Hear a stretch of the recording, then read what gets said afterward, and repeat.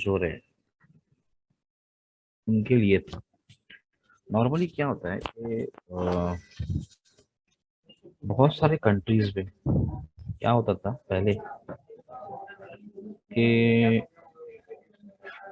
Foreign companies अगर आती है फॉर अ ट्रेडिंग पर्पस और फॉर अ बिजनेस पर्पस, तो उनके ऊपर बहुत सारे रेस्ट्रिक्शंस, बहुत सारे ड्यूटीज इम्पोज की जाती है।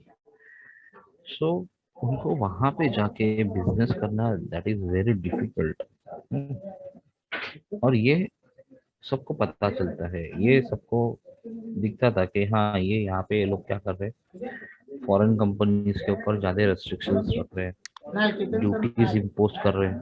सो इसके वजह से क्या होता था कि लोग जो फॉरेन कंपनीज है वो अदर कंट्री में बिजनेस करना उनको डिफिकल्ट हो जाता। एंड इन दैट सिचुएशन उनको अगर बिजनेस करना है वहां पर, तो क्या करते थे, क्या होगा, प्रॉब्लम होगा उनको लोकल कंपनीज के प्रोडक्ट से compete करना। तो इसीलिए यहाँ पे क्या किया गया, उन्होंने एक ग्लोबली एक ऑर्गेनाइजेशन फॉर्म की। और इसमें उन्होंने देखो क्या कौन कौन था, ये क्या क्या एजेंडा है उनका। See, to help global economy recover from the WW2, to support global development by promoting free trade and free market। देखो ये पॉइंट इंपॉर्टेंट है, free trade and free markets. तो यहाँ पे आपको कोई भी ज्यादा डिफिकल्टीज नहीं आती थी फॉरेन कंपनीज को। To champion the cause of free trade by allowing seamless movement of goods and services across international boundaries। अगर कोई अगर प्रोडक्ट फॉरेन कंट्री से आ रहा है, तो उनको ये इतने सब प्रोसेस उनको फॉलो करनी पड़ती है ना, कि वो पर्सन या फिर वो कंपनी सोचती थी उससे अच्छा मैं वहाँ पे बिजनेस ही ना करूँ। तो ऐसा नहीं होना चाहिए, इसके वजह से ये डिसीजन और ये ऑर्गेनाइजेशन फॉर्म की गई। Okay, now who are the members of it. GATT was signed in the Geneva initially by 23 countries। Gate कितने कंट्रीज ने साइन किया था? 23 कंट्रीज ने साइन किया था। कहाँ पे किया था? तो जिनीवा में किया था। The membership increase in the coming years, and by the time Uruguay round 1986 was concluded, the Marrakesh 1995 were 123 members। Marrakesh round 1995 led to creation to the WTO। WTO formation के लिए किसने बताया था? मार्केश राउंड ने बताया था 1995 में। अंडरस्टूड। सो इसके ऊपर से ये फॉर्म हो गई है। जस्ट इसकी हिस्ट्री मैंने आपको बता दी, ये शायद से आपको ऑब्जेक्टिव्स में आप पूछ सकते हैं। So all of you please read this things all. Okay, now one more page, one more slide for information।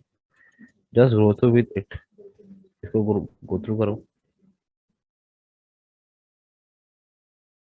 Recording stopped.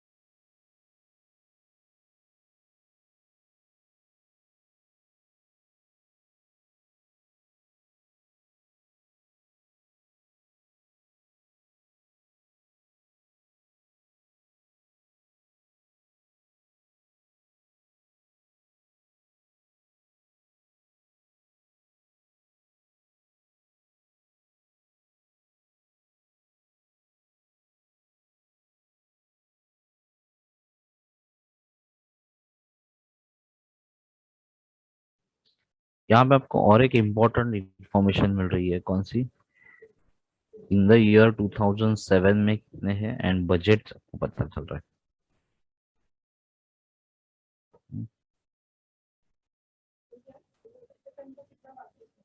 And last, देखो last, the goal is to help producers of goods and services, exporters and importers conduct their businesses.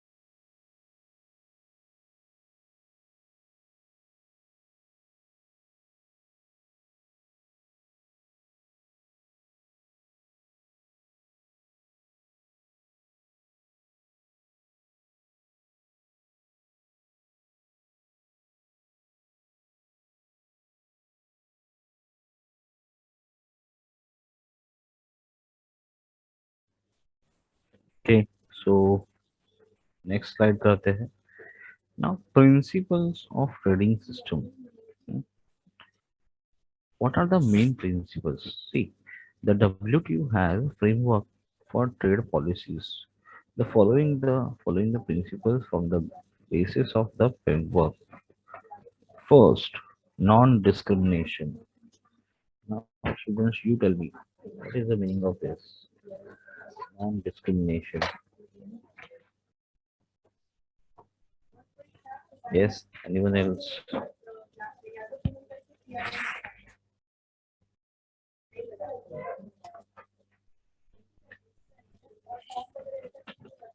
बोलो.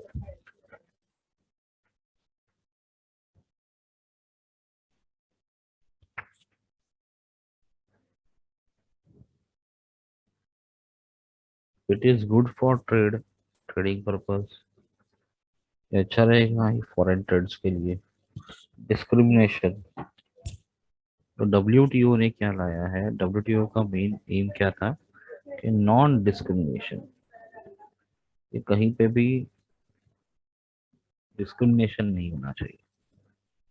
कोई भी organisation हो, कहीं के भी हो, foreign country की हो या लोकल, उनके बीच में कोई भी आप पॉलिसीज को चेंज नहीं करोगे. उनके लिए कोई अलग अलग पॉलिसीज अप्लाई नहीं करोगे. Right. Yes, it is necessary to all. ये यूजफुल रहेगा. Yes sir. क्यों ऐसे? क्या इससे हेल्प क्या होगा? Yes, anything else from your side? इससे क्या हो सकता है वो सोचो जरा.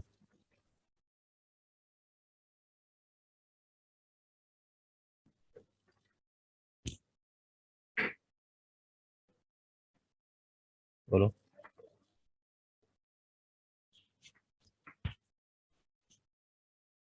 कौन फास्ट?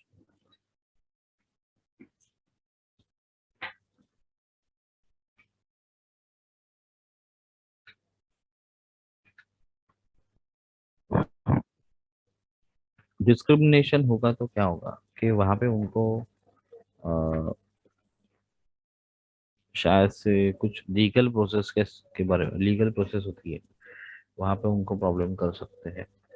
कुछ प्रोडक्ट्स को बेचने के लिए आपको लाइसेंस की जरूरत होती है या फिर कोई शॉप के लिए लाइसेंस की जरूरत होती है, तो वहां पे आपको प्रॉब्लम कर सकते हैं. अगर वहां पे आप ऐसे बोलेंगे कि आपके पास इस कंट्री में बेचने का लाइसेंस नहीं है और ना ही मिल सकता है, ऐसे नहीं होगा. अगर लाइसेंस चाहिए तो आप अप्लाई करो, वॉट एवर जो प्रोसेस रहेगी वो प्रोसेस कंप्लीट करके उनको वो प्रोडक्ट को सेल करने के लिए या फिर बेचने के लिए, बिजनेस करने के लिए उनको ये परमिशन देनी चाहिए। Okay, so non discrimination is very important the global markets, because देखो ये तो ऑलरेडी ऐसे डिस्कस किया था हम लोगों ने कि टैरिफ्स, बहुत सारे ड्यूटीज इम्पोज किए जाते हैं फॉरेन कंपनीज के ऊपर। और आपको मालूम है इसी वजह से अगर कोई कंपनी एक्सपोर्ट करती है, प्रोडक्ट्स एक्सपोर्ट करती है, तो उनकी पेरेंट कंपनी, पेरेंट कंट्री उनको कुछ मोटिवेशन के लिए उनको बहुत सारे बेनिफिट्स देती है एक्सपोर्टिंग के वक्त, पेरेंट नेशन, ताकि क्या हो कि जिस कंट्री में जाके ये बिजनेस कर रहे वहां पे इनको जरा कॉस्ट ज्यादा ना हो, मतलब वहाँ के जो प्रोसीजर्स रहेंगे उनके लिए उनको कॉस्ट ज्यादा ना हो इसलिए। तो यहाँ पे पेरेंट नेशन का भी पार्ट थोड़ा सा आता है।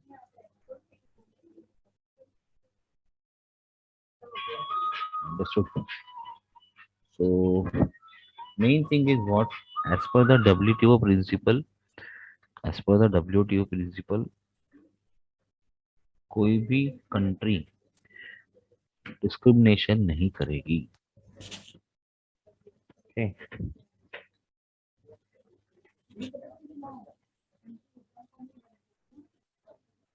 Yes.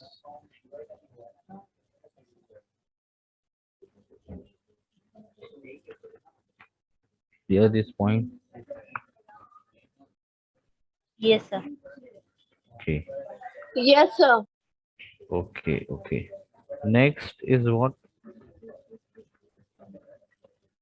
नेक्स्ट कौन सा पॉइंट है, पढ़ो। रेसिप्रोसिटी, इसका मतलब क्या है? Direct transactions, direct things, what ever it is, उसमें कोई लिमिटेशंस नहीं है या फिर कोई इंटरफियरेंस नहीं होगा। फॉर एग्जांपल, अगर गवर्नमेंट, फॉरेन कंट्री के गवर्नमेंट अगर बोलेंगे before doing any business in our country, को हमें हमें पूछना है, हमसे परमिशंस लेनी है, या फिर कुछ भी ऐसी चीजें होती है कि लेट कर सकती है ट्रेड करने के लिए, तो ऐसे नहीं होना चाहिए। अगर आपको, आप जो भी पॉलिसीज अप्लाई कर रहे हो लोकल कंपनीज को, वही सब इनको भी होनी चाहिए। हम्म, आप उनके ऊपर कोई बर्डन नहीं डालोगे कि परमिशन का या फिर कोई और थिंग्स का, जो भी करना है वो डायरेक्ट आप लोग कर सकते हो ऐसा।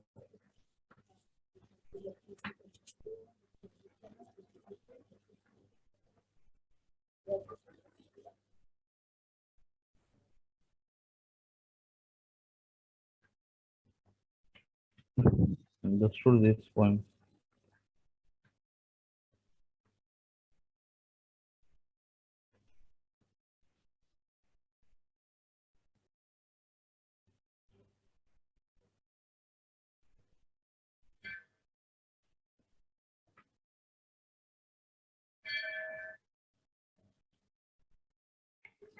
सर सेकंड वाला पॉइंट रिटर्न एक्सप्लेन करो ना।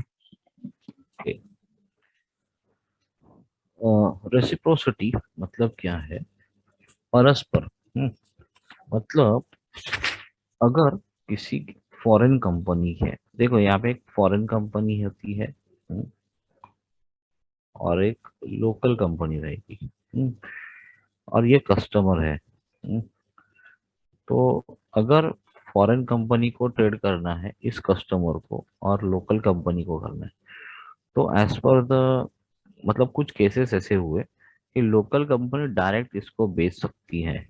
हम्म, कोई भी प्रोडक्ट अगर इसको बेचना है तो लोकल कंपनी इसको डायरेक्ट बेच सकती थी, बट फॉरेन कंपनीज को क्या करना पड़ता था, कोई हायर अथॉरिटी को पूछना पड़ता था कि मैं ये प्रोडक्ट इसको बेचूं क्या। अभी अगर ऐसे सब, अगर ऐसे कुछ आपको ऊपर रेस्ट्रिक्शंस लगे हैं कि अगर आपको ट्रेड करना है तो हमें पूछो, हमें बताओ, फिर आप इसको बेच सकते हो, तो इस ट्रांजैक्शन में, इस प्रोसेस में कहीं ना कहीं पे तो टाइम जाएगा। हम्म, तो ये टाइम भी लगना नहीं चाहिए। सो फॉरेन कंपनी को डायरेक्टली इसको बेचे मिलना चाहिए। फिर ये जो पार्ट था उन्होंने कैंसिल किया, इस पार्ट को हटा दिया। किसने? डब्ल्यूटीओ ने। अंडरस्टूड? परस्पर जो भी ट्रांजैक्शंस रहेंगे वो डायरेक्टली कस्टमर के साथ होंगे, उसमें किसी भी हायर अथॉरिटी का, गवर्नमेंट का पार्ट नहीं होगा। Clear? Yes, sir. Now it is clear to all? Yes. Yes, sir. Yes, sir.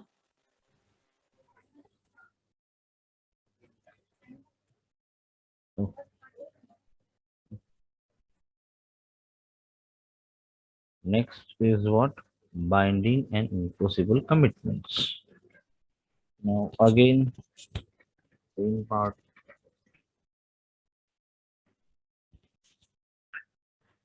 The tariff commitments made by WTO members in the multilateral trade negotiation and the accession in the scheme schedules of concessions. Now see, अभी कुछ tariffs होते हैं कि उसमें local company को concession दिया जाता है एंड फॉरेन कंपनी को नहीं। तो ऐसा नहीं, आपको जो भी कंसेशन है, जो भी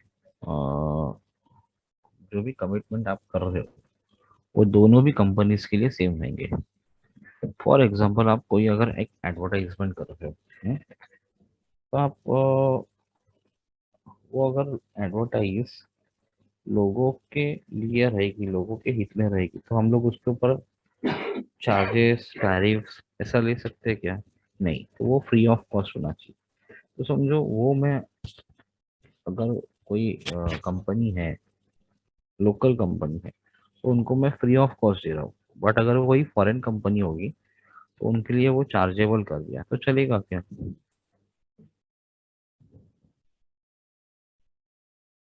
यस? No, sir. नो? तो ऐसा डिफरेंशिएशन भी नहीं होना चाहिए, या फिर जो भी लॉफुल है, या फिर जो भी कंडीशंस रहेंगे वो सबके लिए सेम रहेंगे। हम्म? या फिर शेड्यूल्स जो भी रहेंगे वो सबके लिए सेम रहेंगे। अंडरस्टूड?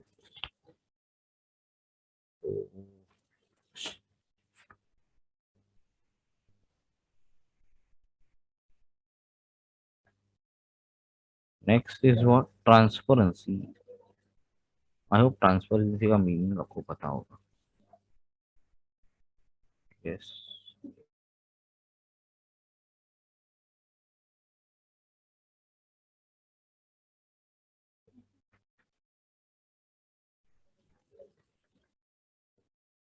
बोलते हैं ना।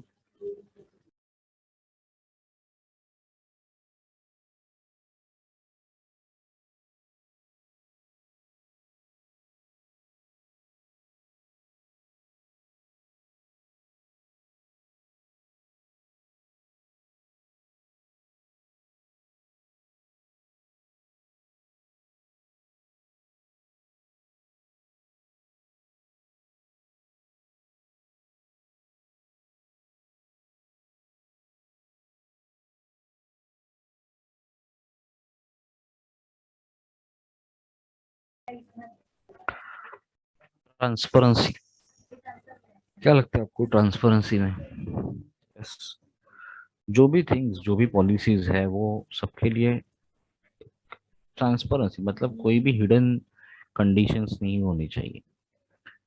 अगर आपको कोई क्लॉज या फिर कोई रूल अगर आपको अप्लाई करने हैं, वो सबके लिए सेम एंड एक इजी वे में हर एक के लिए आपको इन्फॉर्म करना है। कोई भी हिडन कंडीशंस, हिडन रेगुलेशंस नहीं होने चाहिए, रूल्स नहीं होने चाहिए। ये यहाँ पे बता है। Next is what? Safety walls. Safety measures को ध्यान में रखते हुए यहाँ पे कुछ ट्रेड्स को रेस्ट्रिक्ट किया जाता है। वैसा भी नहीं होना चाहिए। रिसेंटली 2 केसेस आए थे कि मतलब इंडिया से अगर कोई प्रोडक्ट यूएस में जा रहा है तो उसके लिए बहुत डिफरेंट डिफरेंट स्टैंडर्ड्स उन्होंने डिसाइड किए थे कि ये स्टैंडर्ड्स के ऊपर आपका चेकिंग होगा on the basis of safety walls, and then उसके बाद ही आप उसको वहां पे बेच सकते हो। बट जो फूड या फिर जो प्रोडक्ट्स होते थे ना, वो तब तक बहुत पेरिशेबल खराब हो जाते थे। मतलब मोस्ट ऑफ द केसेस में इंडिया से एग्रीकल्चर गुड्स वहां पे पहुंचते हैं। वो अगर गुड्स वहां पे पहुंच रहा है, वो अगर प्रोडक्ट जा रहा है, वो जल्द से जल्द उसको कंज्यूम भी करना चाहिए। उसके टेस्टिंग अगर होते रहेंगे तो फिर वो क्या होगा, टाइम कंज्यूम हो जाएगा एंड देन प्रोडक्ट खराब खराब हो हो जाएगा। राइट। तो ये सब चीजें उन्होंने हटाने के लिए प्रेशराइज किया एंड इसके थ्रू ये सब चीजों को उन्होंने हटा दिया। ये जो सेफ्टी वॉल्स है वो ठीक है, सबके लिए सेम है तो नो इशू। बट अगर आप कोई अदर कंट्री का प्रोडक्ट है तो उसके लिए अलग, एंड आपके कंट्री का रहेगा तो अलग, ऐसा नहीं चलेगा। Okay, here this point. Yes. Yes, sir. Okay, note these 5 points, 5 principles of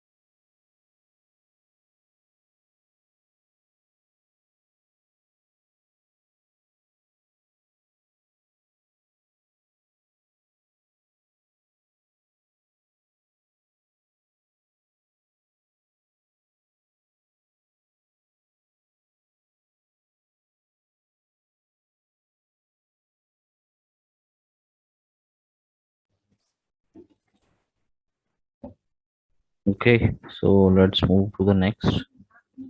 Now framework, or we can talk about implications. GATT ये पहले था, general agreement on tariff and trade, ये पहले था, हम लोगों ने इसके बारे में डिस्कस किया था। बट नाउ नेक्स्ट क्या है, नेक्स्ट 3 implications आ गए और ये WTO के अंदर इन्होंने ज्यादा इनको इम्पोर्टेंस दिया गया है। गैट्स, गैट्स का फुल फॉर्म क्या देखो, general agreement on trade in services, general agreement on trade in services. Next is what, trips, trips के लिए फुल फॉर्म क्या है, ट्रिप्स के लिए ये फुल फॉर्म दिया देखो मैंने लिख के, ट्रिम्स के लिए भी लिख के दिया है। तो इनका सबका फ्रेमवर्क क्या है, तो यहाँ पे देखो ट्रिप्स का दिया है, ट्रिम्स का दिया है, गैट्स का दिया है। तो एक बार ये रीड करो अच्छे से। एक्चुअली ये जो पॉइंट है ना, ये सेल्फ स्टडी के लिए होता है नॉर्मल। सो बट मैंने ये इसका स्लाइड इसलिए इंक्लूड किया बिकॉज आपको पता होना चाहिए कि कौन से थिंग्स यहाँ पे इंक्लूड किए जाते हैं, नॉट राइट। तो आपको अगर और इन्फॉर्मेशन मिलेगी तो आप इसके बारे में स्टडी जरूर करना। हम्म?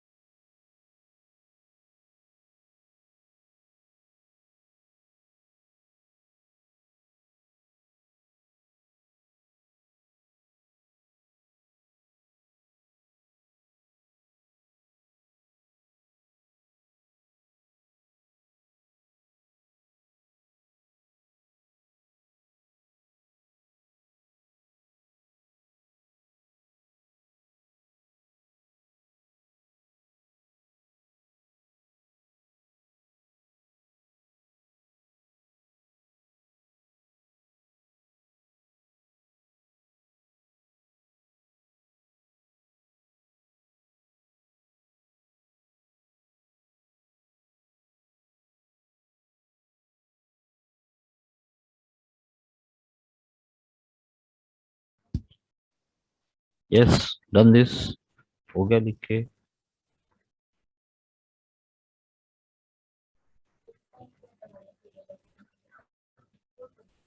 Done all of you. Yes, sir. Okay, so इसको एक बार अच्छे से करवाओ, ये सेल्फ स्टडी का पॉइंट है। एंड ज़्यादा इसके ऊपर क्वेश्चंस नहीं पूछेंगे, बट क्या होता है कि आपको पता होगा तो अच्छा रहेगा। इन एग्जामिनेशन नॉर्मली जो भी आप कोई एग्जाम देते हो रिलेटेड टू व्हाट, कोई कॉम्पिटिटिव एग्जाम वगैरह देते हो ना, तब ये ज़्यादा यूजफुल होते हैं। इम्पोर्ट एक्सपोर्ट के वगैरह एग्जाम होते हैं ना, वो।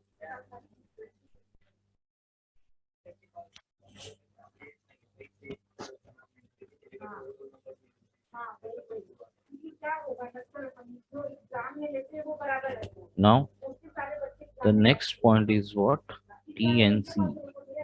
कल हम लोगों ने क्या किया था? कल हम लोगों ने क्या किया था? यस, कल हम लोगों ने कोई तो एक पॉइंट कवर किया था, उसका अभी यहाँ पे नाम दिख भी रहा है क्या तुम लोग को? बोलो। Sir MNC। MNC, sir. MNC, right, MNC किया था। हाँ, तो ये क्या है? ये क्या दिया मैंने? ये क्या शो किया है यहाँ पे फाइल पे? लो, टीएनसी सिंबल तो है, ट्रांसनेशनल कॉरपोरेशन। ठीक है, वे ट्रांसनेशनल कॉरपोरेशंस को ऑलमोस्ट कुछ लोग सेम मानते हैं। हम्म, देखा जाए तो देखो वहाँ पे लिखा है, ट्रांसनेशनल कॉरपोरेशन आर कंपनीज और firms with factories and offices in many of different countries. Okay, they are also called multinational corporations, MNCs. But in reality, they are different. They are different. A TNC is an MNC that operations worldwide without being identified a national home base. For example, uh, for IGCSE exams were not concerned with the distinction between the two.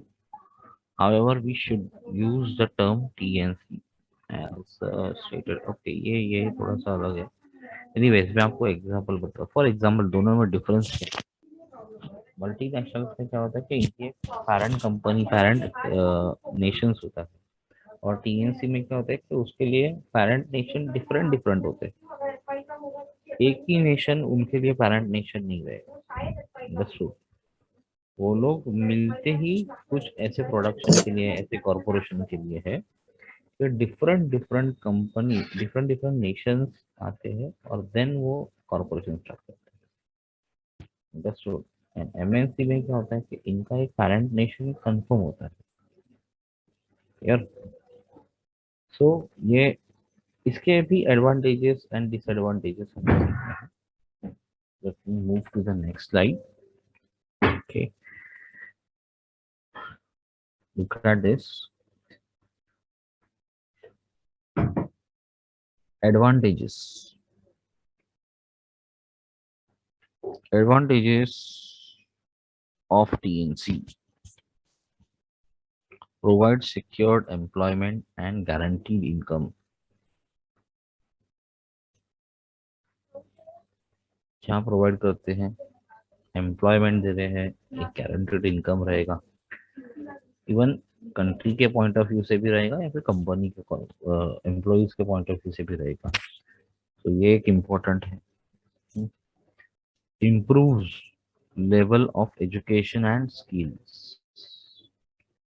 जैसे कि अगर आपको देखो different different Nations की तरफ से अगर कोई नॉलेज आपको पता चलता है तो क्या वो आपके लिए अच्छा नहीं होगा? डिफरेंट डिफरेंट कंट्रीज से आपको अलग अलग एक्सपीरियंस के लोग, अलग अलग थिंग्स के नॉलेज आपको मिलती है तो अच्छी नहीं होगी? यस, सोचो। अच्छी होगी sir.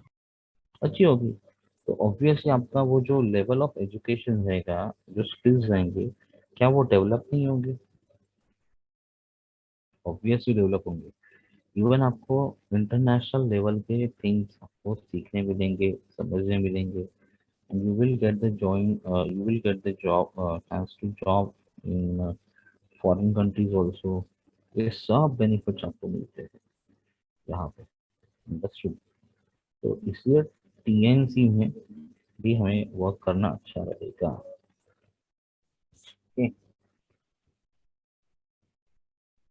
Brings investment into the country. देखो, डिफरेंट डिफरेंट कंट्रीज है। हम्म, हर एक कंट्री की हर एक कंट्री की कैपेबिलिटी सेम होती है क्या? कैपेबिलिटी भी, जैसे कि नो अगर सर। हाँ, कोई अगर टीएनसी में इंक्लूड है, समझो फॉर एग्जांपल इंडिया, यूएसए है, और समझो यूएई है, ऐसे बहुत सारे कंट्रीज है। एंड देन समझो इंडिया सोच रहा है कि मैं कुछ नेपाल कंट्री में कुछ डेवलपमेंट है, फिर और किसी कंट्री ने सोचा कि वहां पे जाओ, तो इसके वजह से क्या हो रहा है कि इन्वेस्टमेंट आ रही है कौन से कंट्री में? नेपाल कंट्री में। तो ये उनके लिए अच्छा रहेगा, राइट? ऐसे छोटे जो कंट्रीज होते हैं उनको डेवलप करने में बहुत अच्छा अच्छा होता है कि उनको डेवलप करेंगे। ओवरऑल बिजनेस होता ही है, बट डेवलपमेंट भी तो आती है। Increase personal income can increase demand for consumer goods in the area. अगर हम लोग पर्सनल इनकम की बात करते हैं, पर्सनल इनकम के पॉइंट ऑफ व्यू से सोचते हैं, तो ये अपने गुड्स भी कंप्लीट बिजनेस भी अपना हो जाएगा।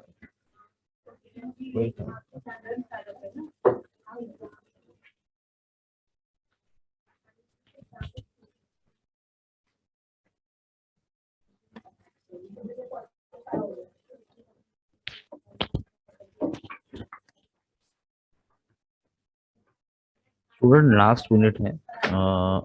आप लोग क्या करो, मीटिंग अगर एंड होता है तो इमीडिएटली ज्वाइन करोगे।